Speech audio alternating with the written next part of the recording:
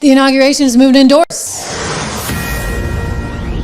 Breaking news just moments ago, a source confirming to Fox News that President-elect Trump and Vice President-elect J.D. Vance will be sworn in indoors at Monday's inauguration. I believe this is only the second time this has happened. The last time it happened was 1985 with none other than Ronald Reagan. There are dangerously cold. So at least he's in good company, right? Ronald Reagan was the last one. It is very, very cold. There was snow in D.C. There was an unfortunate accident in D.C. on the bridge last night. Listen, it's very, very cold. So it's hard to be outside in those kind of temperatures. So the president-elect, soon to be, and former president Donald Trump coming out with this on Truth Social. Let's read it. January 20th cannot come fast enough. Everybody, even those that initially opposed a victory by President Donald J. Trump and the Trump administration, just want it to happen. Isn't that the truth? I mean, hey, just see who's going to be seated with him. You got Mark Zuckerberg, you got Jeff Bezos, you got Elon Musk, the whole crowd. They all just want it to happen. It is my obligation to protect the people of our country. But before we even begin, we have to think of the inauguration itself. The weather forecast for Washington, D.C. with the wind chill factor could take temperatures into severe record lows. There is an Arctic blast sweeping the country. I don't want to see people hurt or injured in any way. It is dangerous conditions for the tens of thousands of law enforcement, first responders, police, canines, and even horses, and hundreds of thousands of supporters that will be outside for many hours on the 20th. In any event, if you decide to come, please dress warmly. Therefore, I have ordered the inauguration address, in addition to prayers and other speeches, to be delivered in the U.S. Capitol Rotunda, as was used by Ronald Reagan in 1985, also because of very cold weather. The various dignitaries and guests will be brought into the Capitol. This will be a very beautiful experience for all, and especially for the large TV audience. It's going to be huge, you know it. We will open Capital One Arena on Monday for live viewing of this historic event, and to host the presidential parade, I will join the crowd at Capital One after my swearing in. All other events will remain the same, including the victory rally at Capital One Arena Sunday at 3. Doors open at 1. Arrive early, and all 3 inaugural balls on Monday evening. Wow. Okay, so it's moving indoors. He wouldn't have done that if he didn't have to do that. I think he is looking out for the people. He wants to make sure nobody's getting frostbitten. Heck, you get the canines, you get the horses, the whole shebang, right? Like, everybody needs to stay warm. But there's another thing going on, another layer to this story that he's not talking about. But I actually think there are more reasons besides the weather for wanting to have this indoors. And I'm relieved it's indoors because I think that there are valid security risks outside. Having attended the last one in 2016, I remember the whole city was basically locked down, but even then, it's still tough, right? You get hundreds of thousands of people all outside. The top Secret Service officer was just quoted yesterday saying this. I would say what's different is we are in a higher threat environment. What is the difference in comparison to the last inauguration or previous inauguration? Last inauguration? Yeah. I would say we have a slightly more robust security plan. We've been planning for this event for 12 months, along with our partners. It's an ever-changing threat environment, and so we stay flexible. If we see that, hey, we need to shore this particular checkpoint up, we do that. So what's different? We've learned. This is our 5th NSSE this year in the Washington field office. We've done 83 NSSEs. Each one we take a look at, and if there's areas where we need to improve, we do it. But what I can tell you is that we are 100% confident in the plan that we have put in place for this inauguration, that the public and our protectees will be safe. Because that's what matters. Listen, we've been through this twice now. Just saying. So that was William McCool, U.S. Secret Service agent. I want to go to something my friend Dan Bongino said. Dan is a former Secret Service agent himself. You may know him from his podcast. He hosts a terrific show. He's a great, great guy. I'm just going to say that. I think the world of Dan, and I respect his opinion. And he has some concerns about this inauguration. So I'm going to let him express it. You're asking me, do I think the inauguration is safe? After yesterday's briefing, my answer is probably not. And it pains me to say that. Now, it's one of those things, I'm speculating. The inauguration, ladies and gentlemen, hasn't happened yet. I'm just afraid that the people in charge at the top of the Secret Service and certainly at the FBI do not know what they're doing.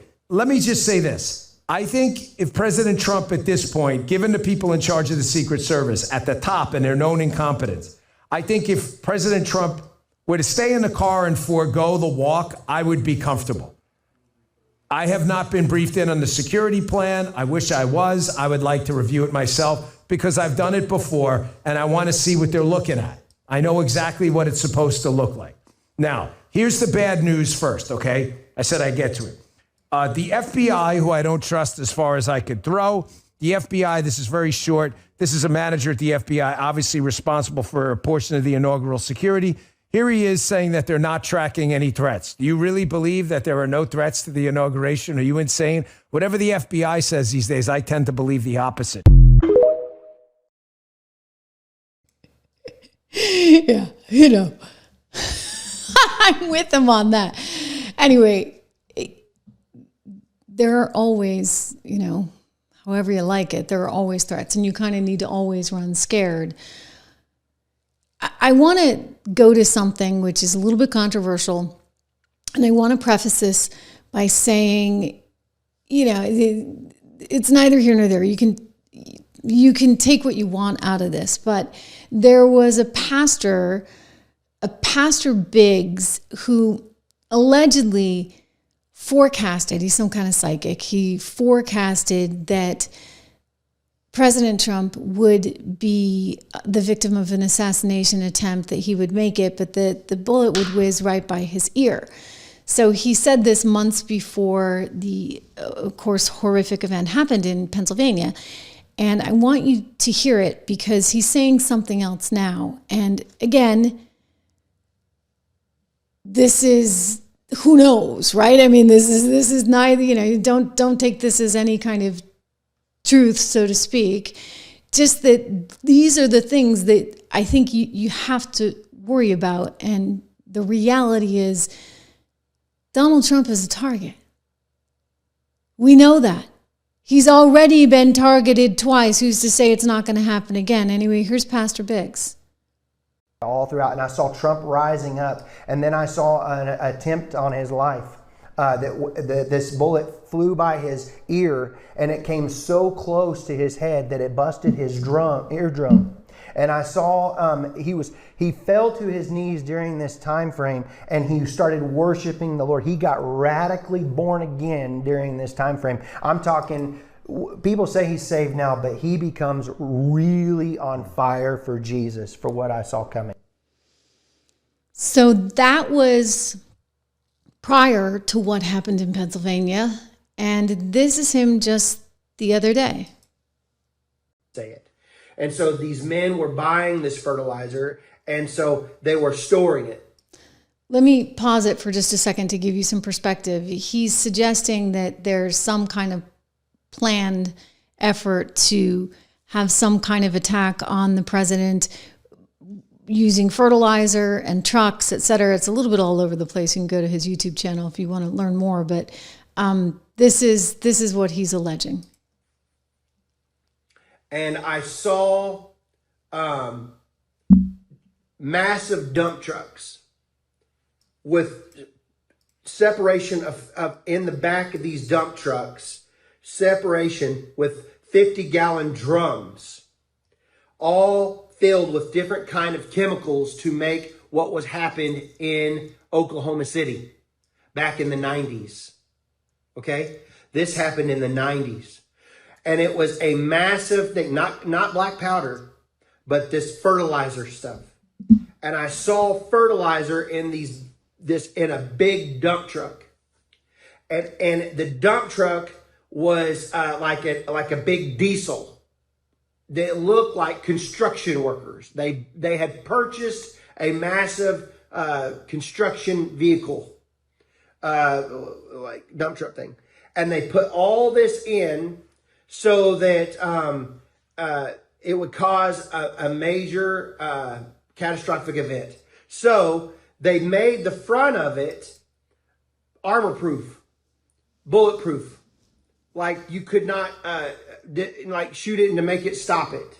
So like very, very strong armor was on the front of this